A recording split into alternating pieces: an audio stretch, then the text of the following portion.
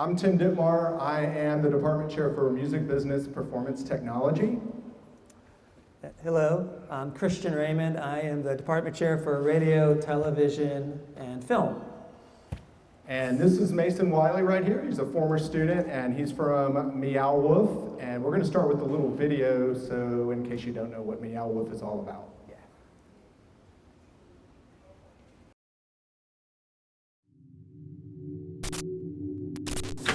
Doesn't look like much right now. As you walk down the hallway, you'll turn the corner. Eventually, you'll open up the refrigerator, and you'll wind up in another world. How would you describe Meow Wolf, and how do you fit into the art scene? Meow Wolf is a venue for artists who felt like they were on the outside of the art market in Santa Fe looking in. The scene for artists who are trying to do something different or weird just didn't really exist. We were Santa Fe's orphans of neglect. The gallery arts world is a bunch of markety bull. It's time for us to just be an agitator. The art world needs to get shaken up a little bit. We didn't want rules. We didn't want hierarchy. We had no money. We started pulling stuff out of dumpsters. I was zip tying trash together and fixing it to the wall. What kind of people is this going to draw? All the types of weirdos, all the good and bad weirdos. For us, it was just this creative explosion. Are we creating something that people are actually going to like? Not a single person got paid.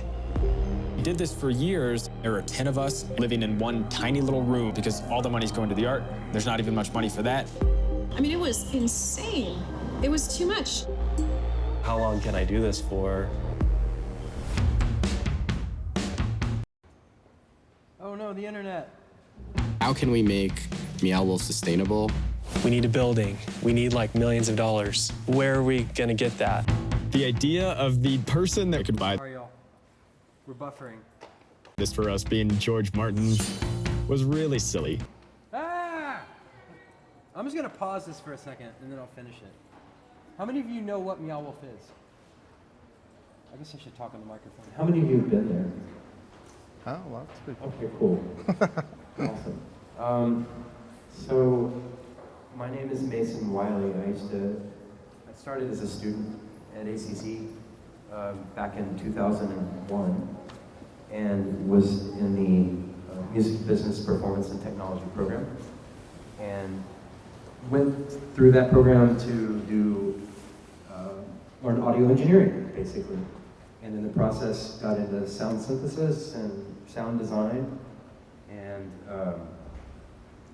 You ended up at CalArts somehow. yeah, so I finished the program here, and then I wanted to do more things, so I went to CalArts for music technology, which I thought initially would be I would do scoring for video games or composition for film, which turned into circuit design, computer science, robotics, kinetic art, a bunch of crazy stuff that I didn't know existed at all, number one, and number two, that I never thought that I would be able to do. So then when I was finished with that, I came back to ACC and taught in the MBPT program and designed some classes kind of similar to the things that I was learning at CalArts. Started trying to find students who were really, really excited about learning a multitude of different skills or different disciplines, sending them to CalArts so that they start getting their undergrad degrees. Kind of stayed with ACC for, I guess, 3 or 4 years, then went back, did my MFA and grad school at CalArts again, came back, taught more, and then was recruited from a friend of mine who I'd gone to undergrad with at CalArts to come do robotic and interactive design for the sound team at Meow Wolf. And so I've been there now for a year and a half, and I get paid a living wage and health insurance to make art, which is pretty rad. So part of the reason why I'm here today is to talk about what does that even mean? What is Meow Wolf? What are other places that are like this? What is this paradigm about immersive themed entertainment that's not called Disney? and how do you make a living doing that? What kind of jobs do people that work at Meow Wolf, what do they do? Like how does somebody that is at ACC right now go to a place that's like that? So I just I'm just kind of here to share my experiences with you, and hopefully answer some cool questions from Christian and Tim, and then do a QA. I'd be more than happy to talk about anything that I can talk about. But let me see if I can finish. This is buffered more, so I'm going to finish the George R.R. Martin fun part, and then we'll keep going. Was really silly. It was like, please take a chance on us. Nobody else is going to. Okay, I'll buy the bowling alley. It's incredible. Other dimensions, other times, a secret story. He was just pushing all my buttons. It was just like burning down some old system and having like a hyper phoenix of what art can be rising out of the ashes. Not only is this crazy, but it's possible. We have to support those who feel like they're on the outside looking in, because that's how we were. That's where this is a success or a failure.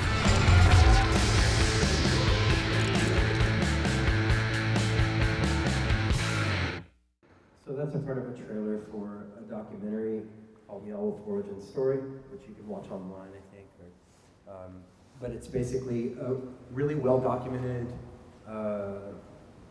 take on the inception of this weird collective called Meow Wolf that was kind of formed by just a few weirdo artists in Santa Fe back in 2008. They just basically rented out a space, had punk rock shows, put crap up on the walls, and like most collectives would go through ebbs and flows of failure, where they would lose their space and then make another space or whatever, but never really thinking that this was something that was sustainable. And if anyone's ever had any experiences with a community-based art or creative like alliance of some sort, like a collective or a scene, typically they fade. And one of the things that's really magical about Meow Wolf is they figured out a way through a bunch of trial and error how to create a sustainable environment where creative people could exist and live. And so for me, it was incredibly intriguing to be able to go and have the opportunity to work in an environment like that. So so that's what we're here to talk about today. So one of the things that we've talked a lot about up here is how important it is to have a diverse skill set. It's no longer very beneficial just to be a one-trick pony. You have to know a lot of different skills, have a lot of different skills, including soft skills. And so Mason, tell us about some of those, all those different skills that you have. Soft skills meaning people skills, yeah. As well as communication skills.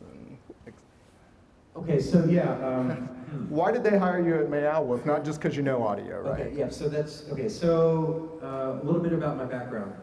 I started playing punk rock in the early 90s in Austin, along the same time that Tim's band was playing in Austin, a part of a bunch of small collectives and groups that were trying to do DIY art, and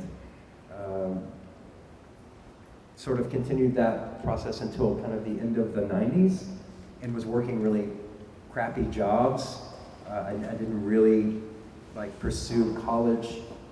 After high school, it was sort of like, I want to do this thing, and ended up running a record label for a few years, putting on shows and things like that, but trying to be a part of some kind of a thing that I felt like was really important.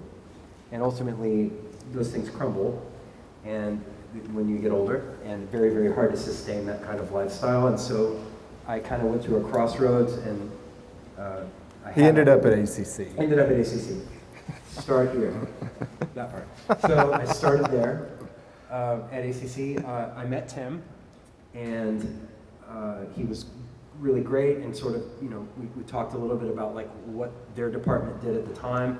I was going to be focused on audio engineering with the idea that I would go to a recording studio and be, the person that's running the desk and recording or producing records or whatever.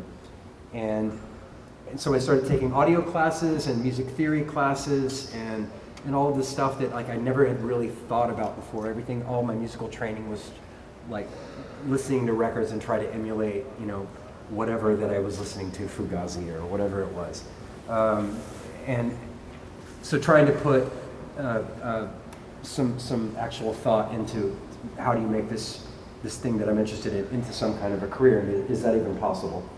In the process of doing that, I took some synthesis classes from Francis Prev, who still teaches synthesis at the Northridge campus in their department, and fell in love with synthesizers, fell in love with the idea of sound design. And when I finished the degree plan, I sort of had gotten to the point where I realized that audio engineering for me was sort of a fundamental skill worth having, that everyone who does sound or music related things should have. But this other thing really intrigued me. And so I was looking for other ways to learn more. When I finished my associate's degree, I felt like I didn't know enough yet. I didn't feel comfortable enough being able to say, like, I want to go out and be a sound designer, not even knowing how to do that. So I Googled music technology. At the time I was doing irrigation. So I was building irrigation controllers that used at the time very smart technology, like it had wireless communication, and it would say, oh, there's a water head that's broken over here, and you would know that because there would be a sensor that would pick up water flows that were higher than what it expected. So I'm building this kind of stuff and working with devices, shutting things on and off, thinking, this is so stupid, I'm never going to use any of this stuff ever. I just want to rock out. And so ultimately I ended up finding CalArts. I went there as an undergrad with the idea of being a sound designer. And in the process, met my mentor, Ajay Kapoor, who took over kind of our department during the first year that I was there. And he walks in with he has a sitar and this weird sculpture-looking robot thing with drums all over it. And we're like, what is this stuff? This is silly.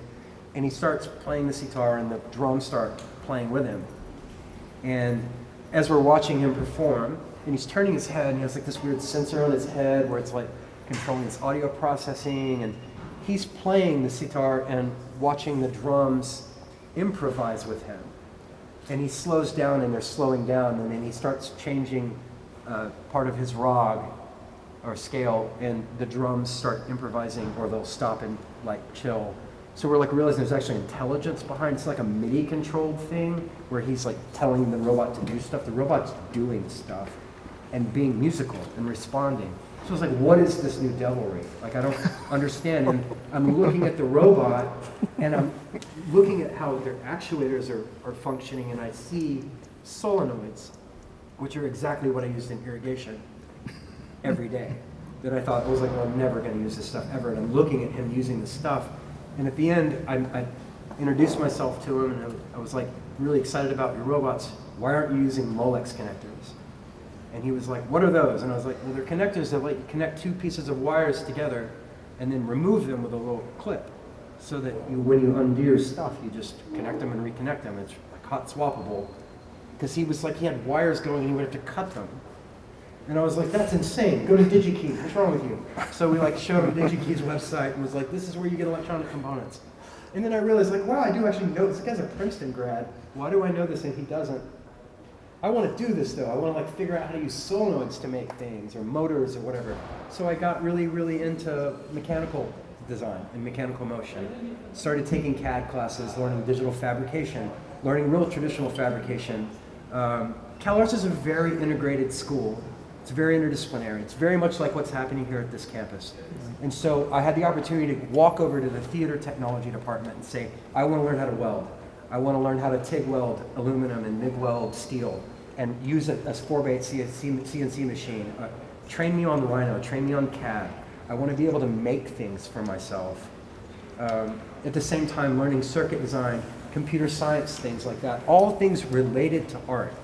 So the idea for me of that I would ever understand the basis of a circuit or some component of computer science was baffling to me. I had no idea what that meant until it was applied to something that I really loved, which was audio. And so after going to ACC and learning all of this background on sound synthesis and the physics of audio, and then being able to apply computer science techniques to do those sort of work, and realizing how freeing and flexible it was, and also how empowering. I was building a really, really complex toolkit. So not thinking at the time that this is going to help me get a job in the future, but just kind of being like, wow, I really have a good understanding of all these different worlds, and starting to see how they relate to each other, and the similarities of that, or meeting someone in a film department, or working with dancers and doing interactive works or whatever, and being able to speak the languages of multiple groups of people that were doing creative works. That all kind of coincided to my time at Cal Arts.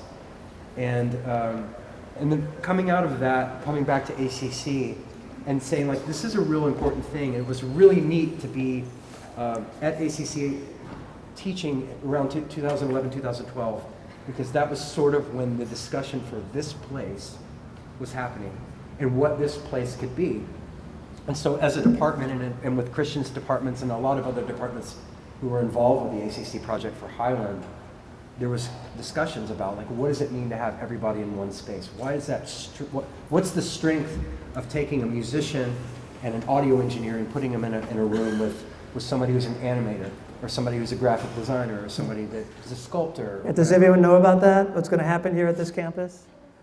So just expand on that, and then let's connect it back to Meow Wolf. But basically, as part of phase 2 at Highland, this summer,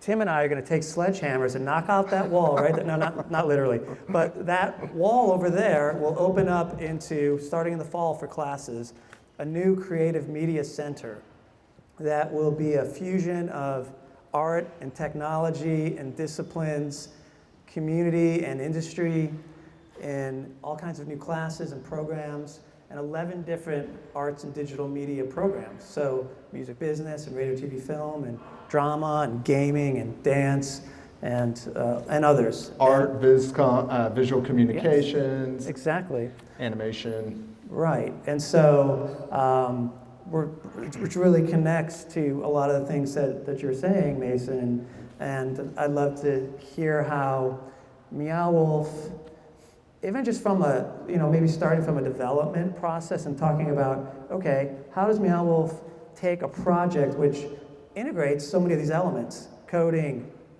AR, VR, machine learning, all the things that you're talking about, how do you start with a project conceptually and take it, the interactive, immersive experience to the finish line?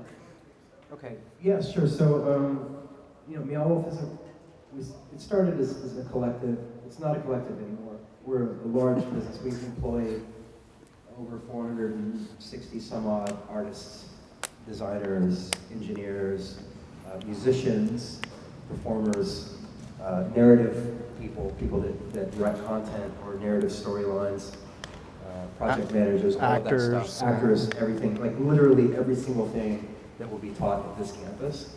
How many of you, by the way, is anybody like currently in the art department? The art department? Okay. How many of you are music business or music? What's up? Right. Cool. What about RTF? Anybody? ACCTV, right there. Oh, right, ACCTV. Yeah, cool. Game design, any of that at all? So, like, all of these fields, if you can imagine, like, if it's something that's creative, we employ people that do that. So, photographers, like Dwayne, like we have people that do documentation work. And we have an entire documentary crew who shot the documentary that I just showed the trailer for. So it really is sort of like a grad school on crack, in a sense that all of these disciplines are sort of thrown together. We're not condoning drug use. No, no, that was more metaphorical. But the idea that all of these disciplines live basically under one house or a series of 12 buildings, but 12 houses where we're totally integrated and we're all working together to create immersive environments and exploring all the different ways to use technology and create seamless storytelling and magical experiences for people. So, what are all the departments or the different areas at Meow Wolf? I know when you showed me around, which was awesome. I got to go not just to Meow Wolf and check out Meow Wolf, but Mason was kind enough to show me around the warehouse, which was really the awesome part, just so y'all know. Yeah, I'd also be interested to hear about sort of what the different departments, but what are the facilities like from a creative like ecosystem standpoint? Right. Sure. So I work for Meow Wolf Creative, and which is also the exhibition team. So essentially, if you're thinking about Disney, I work at Imagineering. So I'm responsible for end-to-end design of themed entertainment for Meow Wolf exhibits. So I don't actually do anything for Santa Fe Meow Wolf. It was made and it exists and runs as its own kind of entity. And everything at Meow Wolf Creative is about building our new exhibitions. So we're building 85,000 square foot exhibition, 5-story exhibition in Denver, and a 65,000 square foot exhibition in Las Vegas, which will open at the end of this year, followed by Washington, DC. So we're sort of kind of exploring like all of these different locations and how to do different Meow Wolves. We're kind of, my friend Ben Wright, who is one of the people on the sound team, has this great phrase that we are learning to fly the plane as we build it. And so we're kind of in this kind of crazy world where we're building massive environments and building buildings at the same time, and then trying to fill those things with crazy things. As far as the types of jobs or the departments that we have at Meow Wolf, obviously we have an executive team. What's really unique about Meow Wolf, at least as it is right now, is that the majority of the people that run the company are the people that started the collective. So ultimately my creative boss is a guy named Matt King, and Matt King is literally Meow Wolf. Like he and Quinn Tincher is sort of the creative people who were putting on the shows and stapling things to the walls. And then some of these other people said, we want to be a part of this collective too. All of those people that were a part of the original creation of this collective are essentially the CEOs and the CFOs and the heads of creative content. So when people are always asking me, like, Meow Wolf is getting so big, how do you not become Disney? Well, the answer is, we're still Meow Wolf. The people that are making all the decisions are literally the same crazy people who started the whole thing from scratch. So we are always going to be, hopefully, always going to be the thing that blows everyone away when they go to see Meow Wolf Santa Fe, which is like a bunch of crazy artists who collaborate to make really nutty, crazy things. So we've got photographers, we have an entire team of people that do film, narrative, engineers, people that do CNC, all that kind of stuff. Yeah, we have an entire team of fabricators, of graphics designers, basically everything that you could imagine that you would need to create a thing that's like this, that's multifaceted, and basically what Disney does, but without being Disney. There's no mice. We have Snaggy, which is like this really screwy looking character with like one eye or whatever, and that's son of our mascot. So yeah, I mean, essentially it's like every job that you could like, you go around and look at the degrees of everyone at this campus, and we hire people that come out of every one of those degrees. So, how many people are on your sound team, Mason? We have 8 people on our sound team. We actually just hired, 2 weeks ago, we just hired a former ACC student who was one of my students, who actually went to Cal Arts and then finished his undergrad. And then when I went to grad school, he had started grad school at the exact same time. And I'd be working on projects at like 2 a.m. And Eric would come in and be like, are you okay? And I'd be like, I gotta go work on the other thing. And he'd be like, I'll work on your coding. You go fabricate the other stuff in the other room. And so when it came time to hire somebody who knew network audio, I was like, Eric. So he had just been working in LA doing a bunch of really, really large scale network environment things that you would all know that I can't say. But we were like, let's hire Eric. And so when you take a former student that you know really well and you hand the resume over to the team of the people that hire, and they say, great, he knows QSys, he knows networking, this is awesome. And then they look down and they go, oh, and he's a music composer, and he's a synthesis person, and he does DSP, and he can code in like 5 languages, and he can build circuits, or whatever, and then they start going, oh my, this guy is insane. And like he did this entire piece where he was like analyzing Rothko paintings and like spitting out like spatialized audio data using FFT analysis or whatever, and they're like, yeah, okay, we're gonna hire that one. So it's kind of, this is the toolkit thing that I keep bringing up. If you're in a department and you're focused on one thing, that's great. Like that could be your main focus, but it's so crucial for you to be able to, for everyone that's doing creative work, to be able to venture outside of their comfort zone and outside of the things that they do. So for example, if you're a sculptor, right, and you're like, I sculpt, that's my work, this is who I am, that's awesome. If you want to make, like have the opportunity to make a living as a sculptor, you may be able to do that on your own, like the old school method of like gallery work and all that stuff. If you wanted to work at a place like Meow Wolf, it would probably be really, really smart for a sculptor to say, I'm going to learn about integrated circuits. I want to learn what an Arduino is, because what if I want to light up my sculpture with LEDs and control them with something? If you have more of a dynamic skill set, the opportunities for you increase tenfold. And I can give you 1,000 examples of that being the case.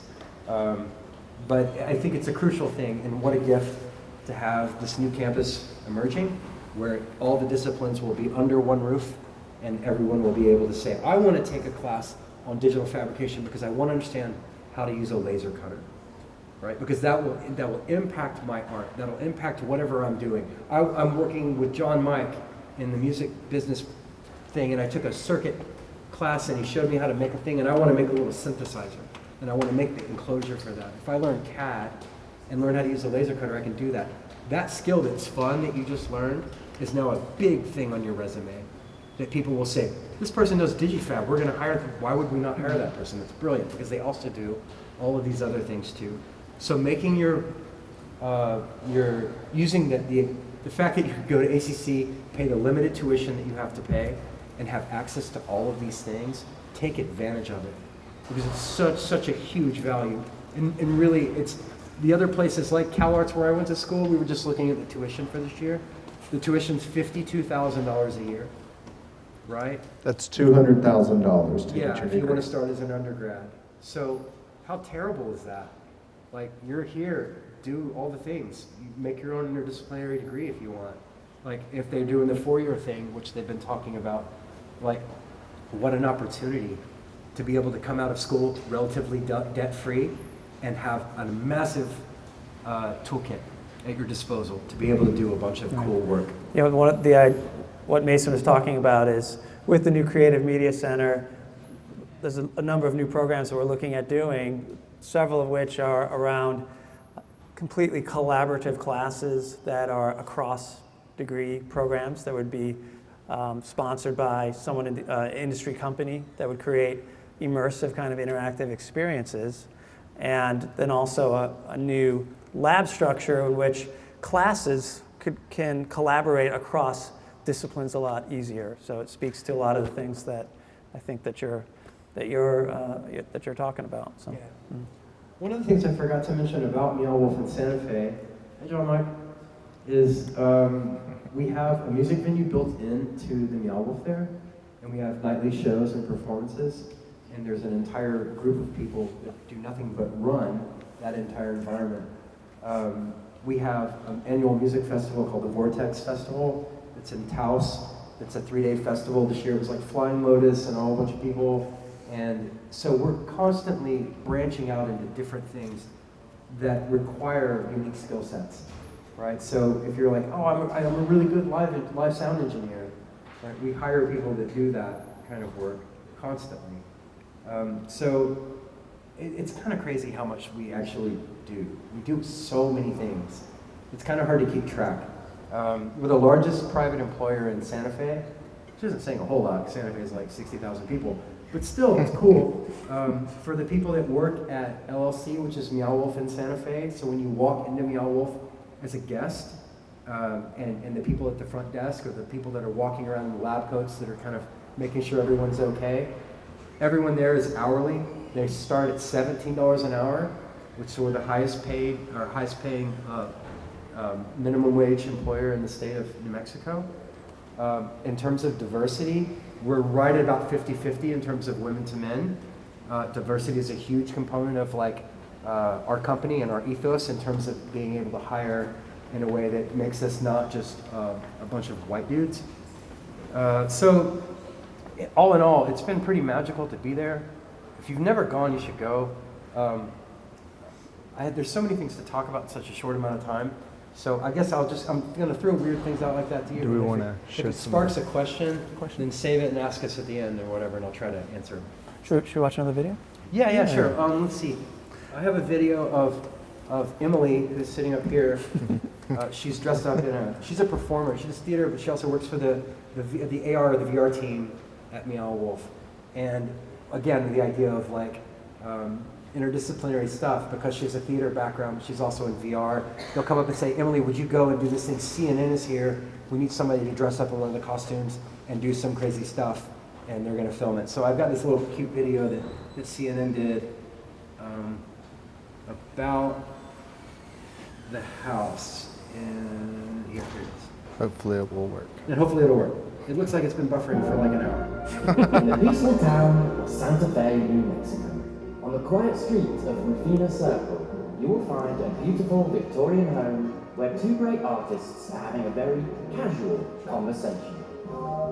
How do we push the boundaries of our reality? And how do we access the chaotic unknown? Yeah, very casual indeed. To find their answers, Emily and Katie had the courage to go to places few have ever been. This great big story is by Geico. Believe it, Geico could save you 15% or more on car insurance. Welcome to the House of Eternal Return, an immersive art exhibit built by the art collective Meow Wolf. And these are Katie and Emily, who were there when everything started. We wanted to create that space of pure self-expression. And we just wanted to make stuff forever. The year is 2008, when a group of radical artists wanted to make art with no rules. They decided to get together and put a name to the project, Meow Wolf. Fast forward 3 years, and they were commissioned for their first interactive art exhibit, and it was a huge success. Meow Wolf was in business, but business meant rules. Eventually we had to adapt in order to grow. Now our story is reflected in the narrative of the house. Oh, can I hear the story? I'll give you the short version. Thank you. The House of Eternal Return is a story about order and chaos. The Anomaly, a creative but mindless force of chaos, and shadow people, who represent order, rules, and structure. So, you guys, the artists, you were the anomaly? Well, actually, we're both, the Anomaly and the shadow people, because we had this vision that we wanted to bring into the world, and it was crazy and unrealistic.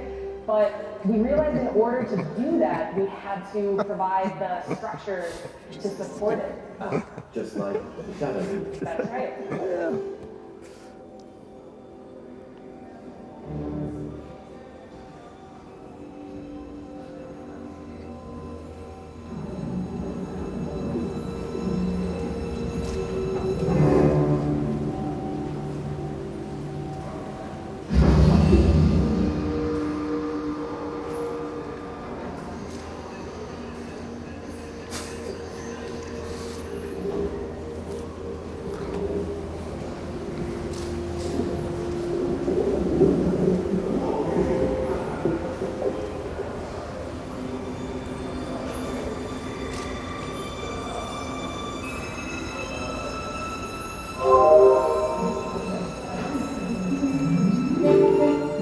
And so, life goes on here at the Rufina Circle, in perfect yet delicate balance between order and chaos.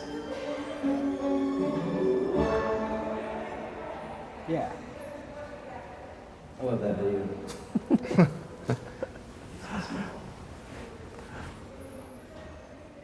So one of the things Meow Wolf is going to be doing in the next couple of years is they're expanding from Santa Fe, and that's what Mason's been working on, and all the new people that are working for Meow Wolf what's the name again? The Meow Wolf. Oh, for Meow Wolf Entertainment. Or Meow Wolf Creative, sorry. Meow Wolf Creative.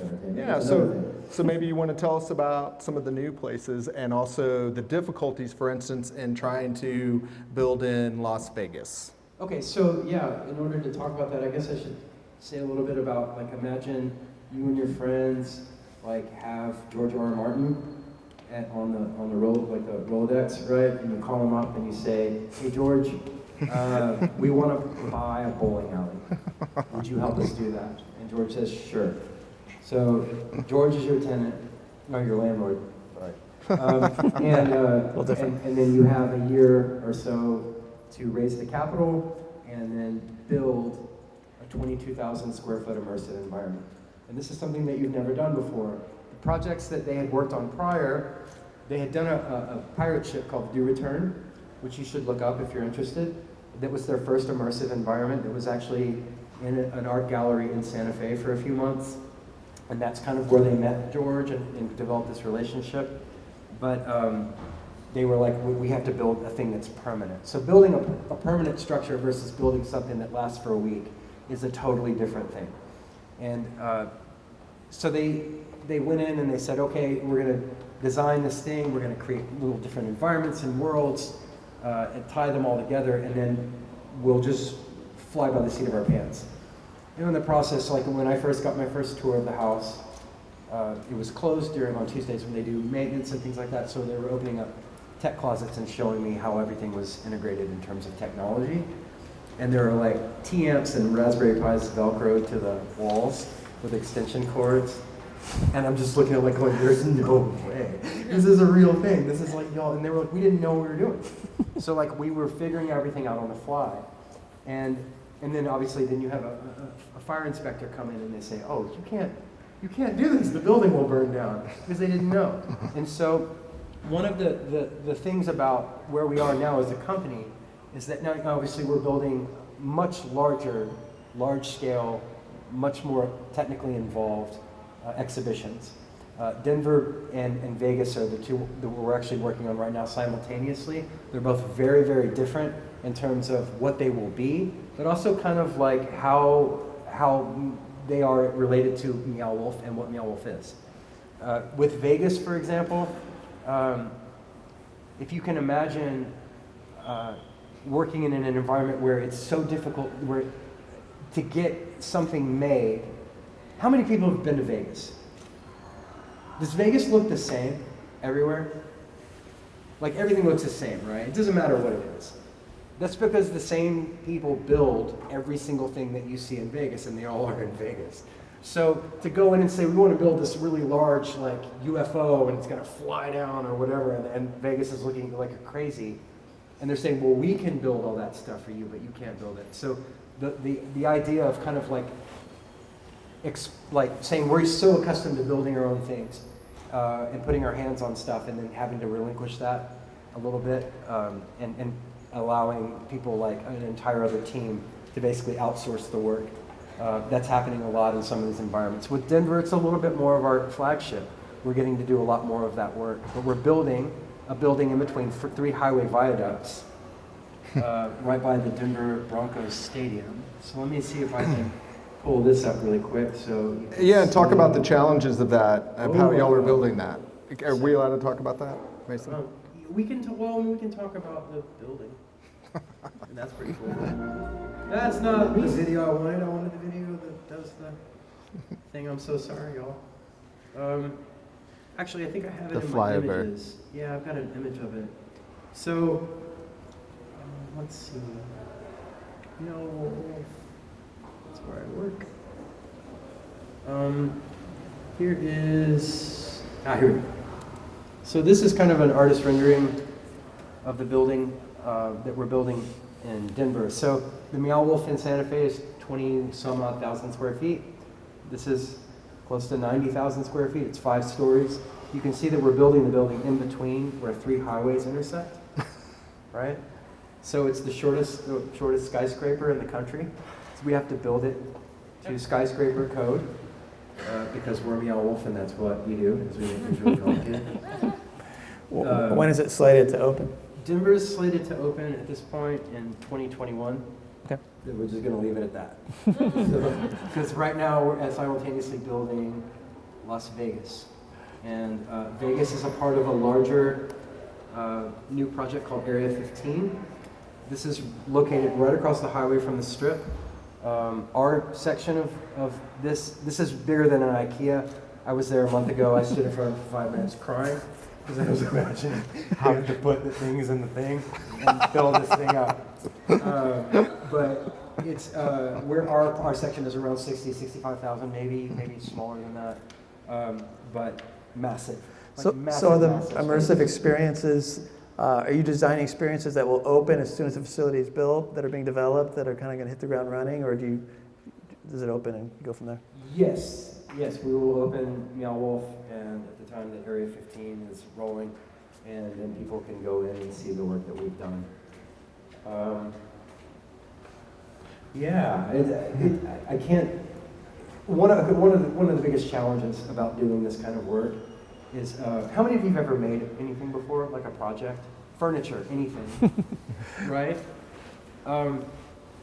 If you're doing something in a gallery, or you're doing something for South by Southwest, for some interactive thing, or whatever, what's the beauty of that? The beauty of that is it only has to run for as long as it's installed, right?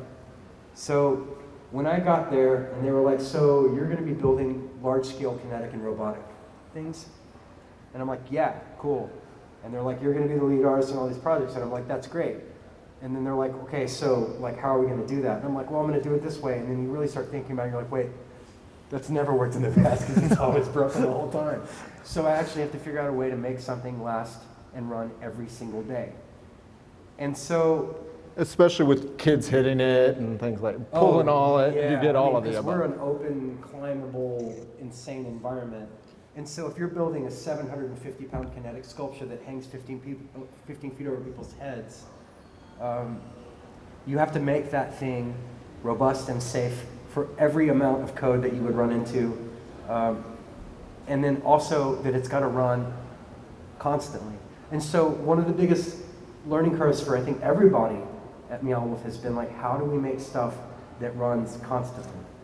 And fortunately, we'll have a good amount of R&D that will go into every project, no matter what it is, where we really, really run things into the ground. So essentially like Q. It's like, so like half of my job is being Q from 007, right? Where I sit in a room with the lab coats and I play test stuff until it catches on fire.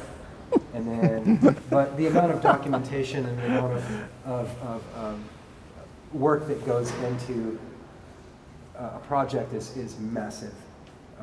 In a sense where you're having to send all of this work to people that their job is to shut you down in an environment, and it's got to pass you got to get the stamps of approval across the board. And yeah, so essentially like for Denver, that's the greatest example. It's the country's shortest skyscraper because we're building a building in between 3 highway viaducts. And that's a really challenging thing to do. So, but we're sort of navigating it. And when it works, we'll have this really, really special place that's going to be mind-boggling. Like, the work that we're doing is insane.